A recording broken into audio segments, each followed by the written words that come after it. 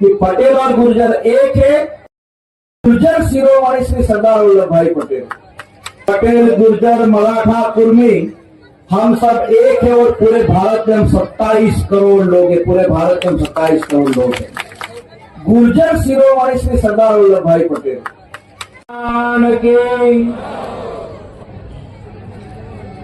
स्वर्गीय श्री भागचंद जी की पुण्यतिथि पर मेरे दोस्त मुल्ले गुर्जर ने राजस्थान और खासकर गुर्जर समाज की संस्कृति को एक मंच पर लाने के लिए ये भव्य बगड़ावत संगम महोत्सव का जो आयोजन किया है और इस कार्यक्रम के मंच पर उपस्थित परम पूज्य स्वामी नेकी महाराज, जिनके पापा के आंदोलन को देख के हमने भी गुजरात में टाल ठोकने का काम किया था, ऐसे ही हमारे वडील मार्गदर्शक बंधु विजय बैसला जी, जिन्होंने बहुत अच्छी यहाँ से बात की है, जिन्होंने समाज को संदेश पहुंचाने का काम किया है, जी.आर. खटाना जी,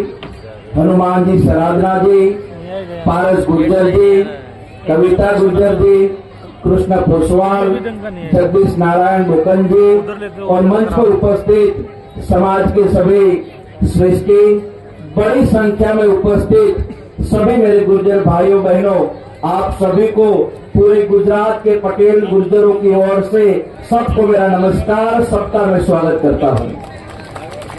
यहाँ से खटाना जी ने एक बात कही कि हार्दिक भाई बहुत सारा कंफ्यूजन है कि पटेल और गुर्जर एक है या नहीं।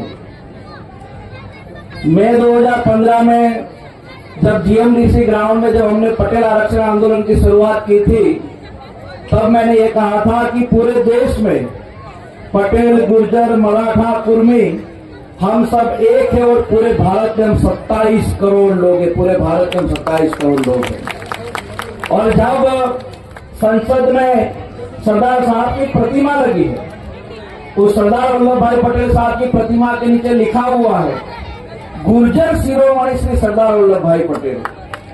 तो ये बात बहुत ही स्पष्ट है कि पटेल और गुर्जर एक है और आने वाले दिनों में इस एकता को और मजबूत करनी है ताकि सामाजिक और राजनीतिक रूप से हमारा समाज और मजबूत बन सके। साथियों, आज जब इस कार्यक्रम में मैं आया हूं तो कुछ दिन पहले मैं रील देखता था जिसमें माना गुर्जरी बगड़ावटी गाना गाती है।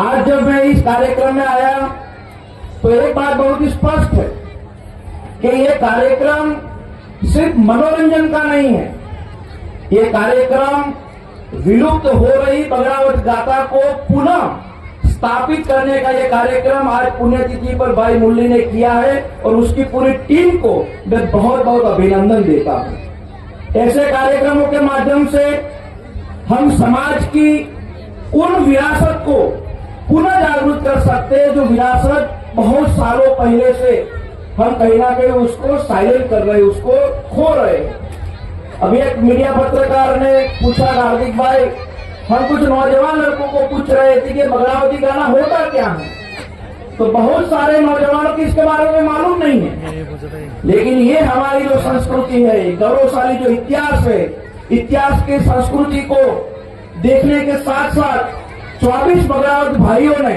जो शौर्य और उनकी लोक गाथाओं से परिचित कराने का भी ये कार्यक्रम है साथियों। और इसीलिए मैं गुजरात से यहाँ 1000 किलोमीटर दूर आपके इस कार्यक्रम में सिर्फ और सिर्फ इस बगड़ावट की इतिहास की गाथा को समझने के लिए और सुनने के लिए यहाँ पर आया। साथियों, एक बात बहुत ही स्पष्ट है कि हमें हमारे समाज को राजस्थान के भीतर या राजस्थान के बाहर सामाजिक और राजनीतिक रूप से मजबूत करना है, तो ऐसी इतिहास को पुनः जीवित करने का काम नौजवानों को करना पड़ेगा। और जब हम विजय बैसला जी से बात कर रहे थे कि गुजरात में हम 1.25 करोड़ की आबादी गुजरात में पटेलों की है, गुजरात में मुख्यमंत्री पटेल है, गुजरात में 8 मंत्री पटेल है, दोनों पार्टी के मिलाकर 50 विधायक पटेल है, सेंटर में मिनिस्टर पटेल है। तो आने वाले समय में भी राजस्थान में गुर्जर समाज की राजनीतिक हैसियत बहुत ज्यादा मजबूत बने, इस दिशा में भी हम लोगों को काम करने की जरूरत है। जब समाज का नौजवान आगे बढ़ता है, चाहे वो किसी भी पार्टी का, तो ऐसे नौजवानों को मजबूत करने का काम समाज के लोगों को करना पड़ेगा। खटाना जी ने बहुत अच्छी बात की। मैं विजय मेसवा जी से भी ये बात कर रहा था कि आज राजस्थान में भले ही हमारे विधायक होंगे, कुछ सांसद होंगे, लेकिन ऐसा कौन है स्वर्गीय राजेश पायलट जी के बाद, माननीय मेसवा जी के बाद, जो समाज को एक छत के नीचे एक आवाज पर इकट्ठा कर सके। आज पूरे राजस्थान में हम गुर्जर समाज से ये ढूंढना बहुत मुश्किल हो जाता है। ऐसे समय में चाहे विजय मेसवा जी हो, सचिन पायलट जी हो, ये आज भी हमारी समाज की उन शक्तियों को मजबूत करने के लिए खड़े हैं जिनको हमारी जिम्मेवारी उन लोगों को मजबूत करना चाहिए। और आने वाले दिनों में ये काम हम करेंगे तो ऐसे सांस्कृतिक कार्यक्रमों के माध्यम से हम हमारी आने वाली पीढ़ी को और मजबूत कर सकते हैं। साथ ही मैं इतना कह सकता हूं कि जब मैं इस कार्यक्रम में आ रहा था, मैं अभी खिरनी अपने दोस्त के वहां बैठा था, उससे भी मैं बात कर रहा था कि हमें हमारे समाज को व्यसन मुक्त करने के लिए भी एक बड़ा बेड़ा उठाना पड़ेगा। ये बात अगर किसी को पसंद आए या ना भी आए, लेकिन अगर हमारा नौजवान पूरी तरह से स्वस्थ होगा, पूरी तरह से समाज के भीतर हो रही योजनाओं के बारे में समझता होगा, तभी हम आने वाले 20, 25, 30 साल का आयोजन समाज के लिए बना सकते हैं। एक बात बहुत स्पष्ट है कि ऐसे कार्यक्रम या यहाँ कही गई बात आने वाले 1-2 दिन में नहीं होने वाली, लेकिन ये प्लान, ये तैयारी हो कि आने वाले 5, 10, 15 साल में हमें इस स्थिति में आगे बढ़ना है, तो मैं ये मान सकता हूँ कि गुर्जर समाज उस दिशा में जितना मैं सोच सकता हूँ उससे ज्यादा आगे बढ़ सकता है साथियों।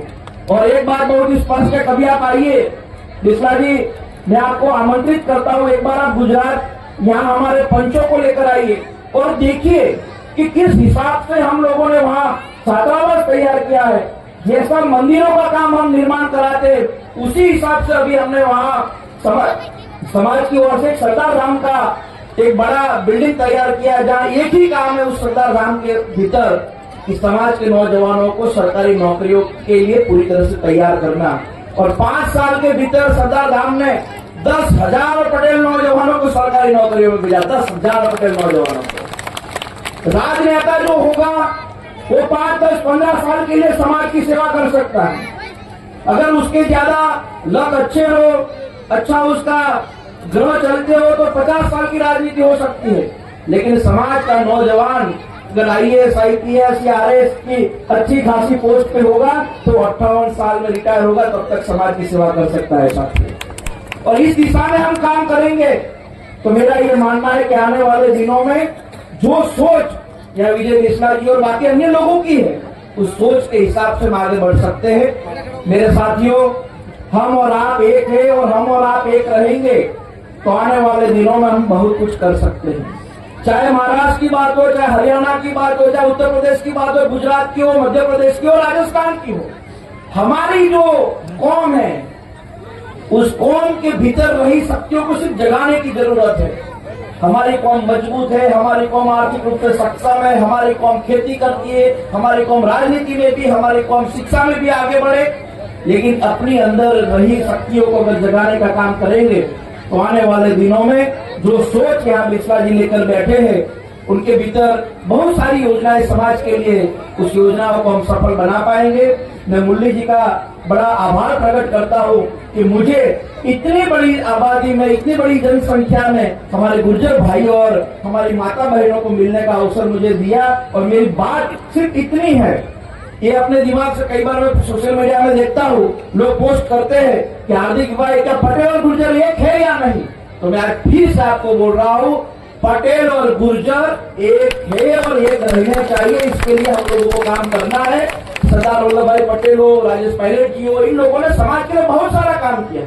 तो आने वाले दिनों में हम भी ऐसे नौजवान तैयार करें जो आने वाले 50 साल तक समाज की सेवा करें। बस इसी बात को फिर से आप लोगों के बीच में दोहराकर आप लोगों का आभार प्रकट करता हूँ। आप लोगों ने मुझे बुलाया, मुझे सम्मान दिया, और ये जो आपने हमें पगड़ी साफा जो पहना है, इसका एक आश्वस्त देते हैं कि इस पगड़ी की इलाज हम रखेंगे, और हम लोग जहाँ जरूरत पड़ेगी गुजरात में, अपना कोई गुर्जर भाई वहां कुछ मुश्किल ही में होगा तो हम उसको अपना भाई मानकर उसकी पूरी मदद करने का भी आश्वासन आप लोगों के कार्यक्रम के माध्यम से देते हैं।